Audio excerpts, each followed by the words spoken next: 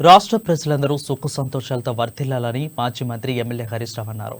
వైకుంఠ ఏకాదశి పర్వదినం సందర్భంగా సిద్దిపేట శ్రీ వెంకటేశ్వర స్వామి ఆలయ దేవాలయం పారుపల్లి వీధిలోని పాత వెంకటేశ్వర స్వామి ఆలయంలో ఆయన ఉత్తర ద్వార దర్శనం ద్వారా దర్శనం చేసుకున్నారు. స్వామివారి దయతో రాష్ట్ర ప్రజలు సుఖ సంతోషాలతో వర్ధిల్లాలని ఆకాంక్షించారు. దేశం రాష్ట్రంలో కరోనా వంటి మహమ్మారిలో ప్రబలకుండా చూడాలని ప్రార్థించారు. ప్రజలందరూ ఈ పర్వదినాన్ని వేడుకగా జరుపుకోవాలని అన్నారు.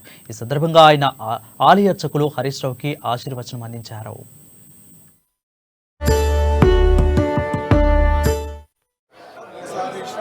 రాష్ట్ర ప్రజలందరికీ కూడా వైకుంఠ ఏకాదశి శుభాకాంక్షలు తెలియజేస్తూ ఉన్నాం.